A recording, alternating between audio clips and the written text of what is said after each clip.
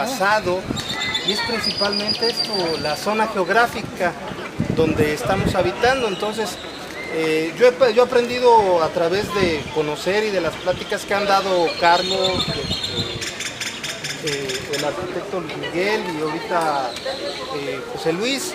He aprendido acerca de la historia de Córdoba, entonces siempre me gusta participar y platicar con ellos porque cada vez me encuentro con algo nuevo y espero que este viaje que van a hacer en la historia de Córdoba les sea interesante. Entonces ellos hablan o aclaman a lo que es al antiguo virrey don Diego Fernández de Córdoba, que se funde sobre este lomerío una villa. El virrey, creyendo oportuno esa petición, lo ve necesario y habla con el rey Felipe III. Él ve que realmente por los intereses de la corona de la Nueva España, de la España, no perder esa capital, concede la orden de fundación un 29 de noviembre de 1617. Es cuando se da la orden que se funde la ciudad, pero del trayecto de mandar la orden a lo que es el del puerto de Veracruz y llegar acá, la ciudad se funda un 26 de abril de 1618. Se juntan 30 hidalgos o caballeros, siguiendo lo que es la forma de la curva y lo que es un poco la forma de la ornamentalía vegetal. Los arcos con sus pilares, ¿sí? Obviamente son construcciones que se procuraban hacer muy macizas por dos razones. Principalmente porque Córdoba siempre ha sido una zona sísmica, entonces necesitaban construir que las casas fueran muy fuertes en sus cimientos, obviamente para que no se cayeran. Eso por un lado. Y bueno, y por el otro, pues obviamente se requerían grandes espacios, como Miguel, pues era una zona despoblada, había mucho espacio para construir. Bueno, en esta casa se cuenta la historia que escribió el escritor Jorge Cuesta, uno de los escritores más famosos. Las salas históricas están arriba, tienen de aquel lado algunas exposiciones sobre el paso del fuego olímpico durante las Olimpiadas de 1968, tiene algunas pinturas, pero fundamental y específicamente es arqueológico. Como ustedes saben, ya también se está construyendo una ampliación del museo, donde ya sí va a ser un poco ya más histórico, va a tener otras salas, pero bueno, de mientras esto es lo que tenemos. Vamos a pasar aquí muy... Esta es la que se van a llevar a Brasil, ¿sí? Ajá, exactamente al museo. Sí, ¿no? Algunas piezas, no todas. Ajá. Imagino que Por lo que tenía así de una... Ajá. Los jades, obsidiana, que es traído del grupo de Orizaba, era realmente muy perfecto. O sea, eran unas esferas totalmente perfectas, las que tenían. Cuando quisieron hacer las cuencas porque ya con Emanuel la no lo encontraron ya sin ojos, quisieron hacer las cuencas con tal exactitud, les fue muy difícil hacerlas. Entonces ahorita tienen nada más unas provisiones en la pieza original. Bueno, pues básicamente esto es lo que habitó precisamente desde la región del Totonacapan, que es Papantla, Tajín, prácticamente se extendió casi hasta los límites de aquí de Córdoba. Todavía está un poco en duda la cuestión de los historiadores sobre si de verdad tuvo influencia hasta esta región de Córdoba, esta cultura. Algunos dicen que sí, otros dicen que sí, otros dicen que no. Lo cierto es que la cultura totonaca sí tuvo durante el tiempo, tres centros, tres metrópolis muy fuertes, ¿no? Lo que fue Zempoala, aquí muy cerca del puerto de Veracruz, el Tajín, y además donde se fundó. Ese es el que se van a llevar entonces. Es parte de la pieza que van a llevar, bueno, hay la idea. Ajá. Esta pieza no fue encontrada exactamente en Tuxpan, No. porque Tuxpan es un centro muy importante regional, a pesar de que está muy descuidado, pero dentro de su plaza principal, o bueno, cerca de su plaza principal, está lo que es el juego de pelota todavía existente, pero faltaría la pieza principal. Esa pieza me parece la encontraron cerca por donde está San Román. Antiguamente, por ejemplo, Tuxpan, digamos que era la ciudad de la plusvalía, y allá cuando vas para la luz primero para otro asentamiento, digamos que era la zona pobre. Entonces allá vivían los ricos, los terratenientes, y aquí vivían todo lo que eran los esclavos. Entonces menciona que cuando vino la invasión, la conquista de esta cultura a Tuxpan, esta pieza fue removida y se la fueron a esconder allá, y fue por eso que apareció. Si ustedes se dan cuenta, cuando entran al museo, lo entran a la biblioteca o a la Casa de la Cultura, hay 3 patios. Sí. Ninguna casa tiene comunicación propia. Ahorita algunas le hicieron algunas modificaciones para telecomunicación, pero como el dato que Carlos Vergara, cómo es que cada casa tiene una diferente época de construcción y por eso cada una se distingue. O sea, muchos pensamos cuando dicen Jordán de la Gloria es todo el conjunto, y realmente no. El Jordán de la Gloria nada más es uno, y las otras casas son adosadas, pero más o menos trataron de seguir ese lineamiento del mismo diseño. Ajá, sí. O sea, no era el mismo. No, son porque diferentes. mira, aquella es, o sea, esa es nada más esta y el del medio. Y ya de aquí para Ya es acá todo. es diferente. Nos vemos ahí en las otras. De hecho, ustedes pusieron que era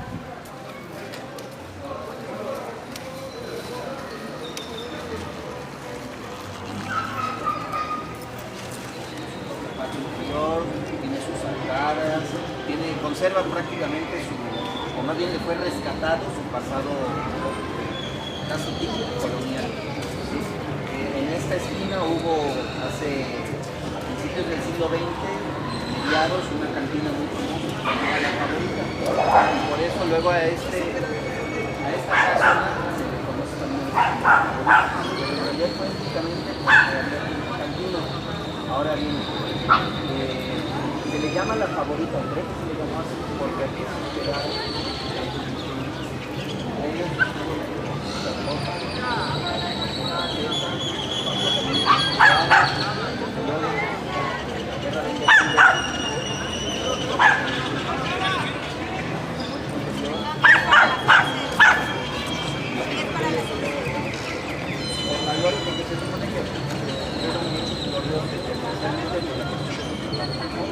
las caritas son las originales o ya se las hicieron. No, como que fueron rescatadas, este edificio estuvo en muy buena consecuencia de los temblores. Fue a finales de los años 70, 60, principios de los 70, y un grupo de ciudadanos. Exactamente. Se acerca a él, entonces el licenciado hace todos los trámites necesarios para poder trabajar y que consigue el recurso para poderlo restaurar, reconstruir, es Miguel Capistrán, que tenía muchas palancas. Conocidos. Exactamente. Entonces es como Se restauró este edificio y se pudo rescatar, ¿sí, no? exactamente. Sí. De hecho, en la parte del museo falta la parte trasera. Sí, fue cuando tembló, ¿no? Así es, De hecho, se ven todavía nada más los arcos de la así es, en parte de la posesión. esa no se ve. Y con respecto a lo que decías de Carlota Ortega, la primera ocasión que Carlota fue, me parece que son 6 días. 6 días. 6 días. Pero ella no pagaba la estancia, la pagaba el ayuntamiento. El ayuntamiento al estar en crisis por la intervención, por la estancia. Ya de este lado es el famoso.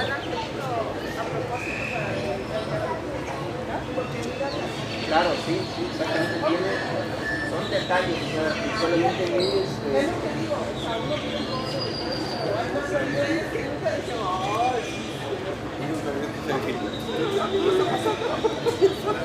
Y las llaves, eso está.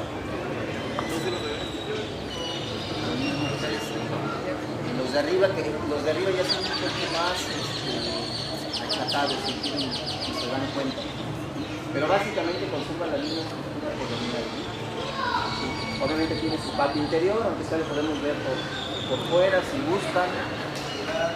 Y esa pequeña plaquita que también es muy nueva.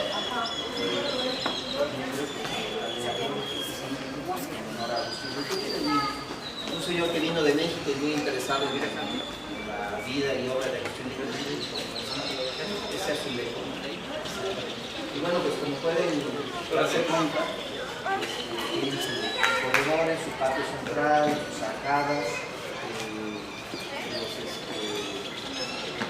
es de madera, el techo, la segunda planta.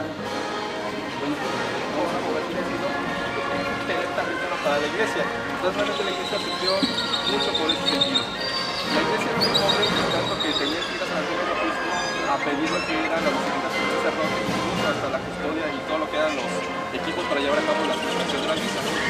Posteriormente, cuando se demole la primera capilla, se empieza a crear ya por fin las paredes de cal y canto. Esta iglesia, hay una litografía, la fachada es totalmente diferente a la que tenemos. La fachada solamente tenía una torre. Esa torre se vio afectada en un terremoto que ostentaba aquellas campanas que vemos allá. Cuando viene el terremoto, se cae la torre, se fracturan las campanas porque es una aleación entre plata y oro, unas leyendas. De esas campanas hay una leyenda, un puente y un río. Versiones cuentan que la palmera simboliza las palmeras reales que notamos en la plaza principal. Yo les voy a contar un poco de la historia. El puente que significa, o recuerda un poco lo que es el puente del río San Antonio, bajando por la calle 10, y el famoso río San Antonio. Pero la iconografía cristiana dice que no. La palmera significa vida, vida en el desierto. El puente es la unión de dos mundos, mundo terrenal y mundo espiritual. Y el agua también simboliza vida. Esta catedral o iglesia se llama Inmaculada Concepción. Entonces, esta iconografía es lo que significa María, fuente de vida, o sea, es la Inmaculada Concepción. Tiene ciertamente algo de contraste con eso. Bueno, esas torres que tienen cerca de más de 35 o 37 metros lineales, se consideran que son las torres del estado de Veracruz más altas. Antiguamente, este edificio solamente contaba lo que era una sola torre, que era la del lado derecho. Entonces hubo cuando se vino de la famosa reforma y todo el problema con la iglesia católica, por el estado de Veracruz era el puerto, lo que era también la ciudad de Orizaba, la ciudad de Jalapa y la ciudad de Córdoba. Entonces, antiguamente el estado de Veracruz no tenía obispo, lo regía lo que era Puebla. Entonces, cuando se dice que por fin Veracruz ya va a tener un obispo, se dice que nace la rendición otra vez entre Orizaba y Córdoba. Entonces, dependiendo de quién va a ser la iglesia mucho más bonita, ¿no? Entonces, Córdoba se aplica y hace una iglesia única. ¿Por qué única? Cuando nos entramos en la parte de atrás del altar mayor, que es una de madera de estilo neoclásico, existe algo que se llama nave de ambulatorio. ¿Para qué sirve esa nave? Nosotros ahorita estamos en la cristiana única. Nosotros ten cuidado y podemos darle la vuelta más de la catedral sin problema de interrumpir y pasar de una nave a la otra. Entonces se vería muy mal. Nosotros simplemente caminamos y damos la vuelta. Adentro de la menciono que está en la ese altar de madera se le conoce como ciprés. El ciprés es un árbol que se liga mucho a lo que es a los panteones. Abajo de ese ciprés están las criptas de algunos sacerdotes que eran originarios de Córdoba. Cuentan las leyendas que algunos de ellos de hecho no oficiaron misa acá, pero por el hecho de ser cordobeses están ahí enterrados y entre ellos descansan los restos del padre Francisco J. Cristo. Bueno, hay mucho, en total son 12 retablos o 12 capillas criptorales las que cuenta esta catedral. Encontramos retablos de estilo barroco, estilo neoclásico y algunos otros elementos. En la parte de afuera igual algo que no lo mencioné es la cúpula. La cúpula no tiene cimborio o base, solamente descansa de la losa. Hace una cúpula de 6 gajos. Bueno, otra parte importante de esta catedral es la Virgen de la Soledad, cuya imagen está dentro de la catedral, muy venerada por los cordobeses católicos y también lo que antiguamente fue la primera capilla de la ciudad, hoy es el Sagrario y posteriormente fue la capilla del Rosario. Ahí también estuvo la capilla del Rosario, pero posteriormente se hizo el Sagrario. Estaban los ejércitos en caso de guerra o en caso de alerta o de llamada de auxilio y aquí pues por la amplitud se podían concentrar, formar, hacer sus ejercicios militares. Pero además los domingos habitualmente, en algunos otros lugares o en otro día, se llevaba a cabo lo que se llama la día de plaza. Es decir, se concentraban los vendedores y se llevaba a cabo, un día de plaza de venta libre. Cuando llovía, cuando había mal tiempo, los vendedores se replegaban a lo que es abajo de los portales, los corredores, que la conocemos, ¿no? Muy bien. Exactamente. Ya hacia lo que es el siglo XIX, hacia la segunda mitad, se empieza a conformar lo que es ya nuestro parque. Se le empiezan a poner, se empiezan a hacer las primeras sendas, se le empiezan a poner las primeras bancas, y es hacia 1895 que se manda a construir lo que es el obelisco. El obelisco venía desde un edicto de 1824 que mandaba erigir exactamente un monumento en conmemoración a los hechos gloriosos, a las jornadas heroicas del 16 al 21 de mayo, cuando se hizo la defensa de Córdoba en la Guerra de Independencia. Francisco Cantarines solicitan al gobierno del estado que se mande a levantar un monumento en conmemoración por esa batalla, porque fue muy importante durante el último tramo de la Guerra de Independencia. Y en el mismo edicto manda decir qué es lo que tienen que decir a grandes rasgos. Es decir, deben de tener por un lado la fecha de su creación, la fecha de cuando se hizo el edicto y la relativa a 1821. Entonces tiene tres caras este monumento. Vamos a pasar al primero para que lo vean.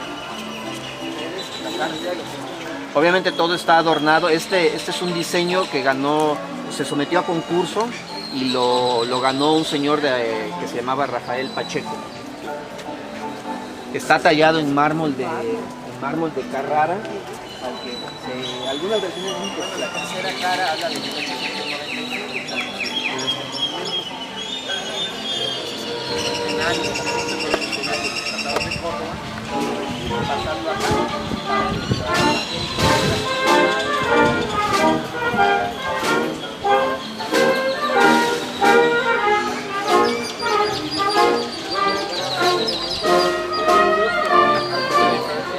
Que fue la exposición de París, hizo un mecano que actualmente encontramos en la ciudad de Orizaba, que es el Palacio de Hierro. Para esto, Córdoba no se quiso quedar atrás. ¿Y qué hizo? Contrató a un ingeniero francés llamado Arturo B. Coca. Arturo B. Coca trabajó tanto en Córdoba como en Orizaba porque él fue el encargado de llevar las obras de la que fue el montaje del Palacio de Hierro, y él se encargó de hacer el diseño de este lugar, ¿no? Bueno, Arturo B. Coca, como es un ingeniero francés, y para enaltecer el orgullo de Porfirio Díaz, tenía que hacer algo así más o menos que fuera relevante. La idea original fue, algunos cuentan, que de pura casualidad, no se precisa que realmente fue por esa idea, en la parte de enfrente tenemos 21 arcos, 3 en la parte de enfrente, 8 laterales, que suman 21, para conmemorar la famosa batalla del 21 de mayo, algo que tuviera simbólico este edificio, ¿no? Bueno, el edificio guarda elementos del neoclásico, lo podemos ver, por ejemplo, en sus ventanales. ¿Se acuerdan que les mencioné que en el edificio del curato o el obispado se cree que el padre Francisco J. Gil siguió más o menos esta línea de esos detalles de las molduras? La barbería y el concreto. Entonces lo que hicieron fue poner igual la misma forma tradicional, vigas de madera y láminas de madera cubierta. Como Córdoba es una zona muy húmeda, entonces todo esto llega a pudrirse, o como se diga la palabra, a dañarse por el mantenimiento que no se le daba. Entonces tienen que hacer una restauración. Esa restauración implicaba, alguien consideró, eliminar esas cúpulas de lámina de zinc. Entonces se pierde esa línea. Algunos consideran que es, antiguamente en la parte central de la parte de arriba se concentraba un salón muy bello, conocido como el famoso Salón Rojo. El Salón Rojo era una decoración 100% francesa, de estilo Art Nouveau. En él se encontraba lo que era grandes reliquias de la ciudad, hoy desaparecidas, por estas razones, pero igual se cree que cuando se llevó a cabo la restauración del Salón Rojo, ahora es el Salón de los Monuments Ilustres, porque la aprobación de Galitos se nombra a un cordobés distinguido y sus letras son colocadas en las paredes que formaban el Salón Rojo. Bueno, entre ellos podemos encontrar a muchos personajes. También se concentra del lado derecho, donde está la presidencia, pegado lo que es el archivo histórico municipal. En él conservamos el documento original de la cartilla de la Fundación de Córdoba, del 27 de abril de 1718. Cosa que nos enorgullece porque la ciudad vecina no lo tiene. Entonces realmente nosotros sí somos una ciudad con pobladores, o sea, con renombre. Y hay una copia certificada aún. Existe el dilema de dónde está ese documento de los tratados de Córdoba, ya traducido. Dentro de esta manzana. Se dan cuenta, Pedro Díaz nos cuentan que fue donado ese predio por el mismo Pedro Díaz, que fue el principal benefactor para que se lleve a cabo esa obra. No fue el que la terminó realmente, pero era parte dueño de ese predio. O sea, realmente esta cuadra no era libre, solamente era la parte de enfrente lo que abarcaba lo que era el palacio. Es algo que a finales del siglo XVII, es decir, menos de un siglo de la fundación de Córdoba, que fue en 1618, es de que ya pertenecía al capitán originario de Santander, España, José Manuel de Ceballos, de Rica. Cuando iba de paso de México a Veracruz y viceversa, bueno, se hospedaba en casas de familiares, de conocidos, de amigos, de familiares, etc. Y ya desde entonces empezaba a ser conocido la casa del capitán Ceballos como un lugar de alojamiento para gente pudiente. Ya tiene sus arcadas de medio punto, con las columnas labradas en piedra. Su puerta también, si se dan cuenta, está labrada en piedra. Tiene sus jambas, están talladas en piedra. Sus arcadas, su segundo nivel también con arcadas, columnas talladas en piedra. Y bueno, la historia nos cuenta que en el salón que vemos de aquel lado, de hecho se llama el Tratado de Córdoba, se reunió precisamente cuando los para formar el como les comentaba, hacia principios del siglo XX ya se empieza a manejar varios postulados de paso. Posteriormente, hacia la década de 1930, según el administrador de este hotel, ya se convierte en hotel, se llama Hotel Ceballos. Era el hotel más moderno para esa época. Y él es el comandante de los países esta propiedad. Bueno, él es el que manda también estos azulejos, pero abajo de esos azulejos estaba escrito a mano, también en grande, las mismas instrucciones. Ya es de la administración de este señor, porque ya va a ser el de podemos pasar también el escudo de los caballos, capitán del sitio de Real de España. Me parece que es de 1825, 26 más o menos, un panfleto donde empieza a partir de ahí le piden a los españoles que empiecen a ocupar el país, que empiecen a buscar quién les administrara. No sé si alguna vez lo has visto ahí en el archivo. El panfleto es un pequeño. Antes los mandaban a hacer en grande y en pequeño, y ahí pues les publicaban más que nada la información a los españoles de qué era lo que tenían que hacer.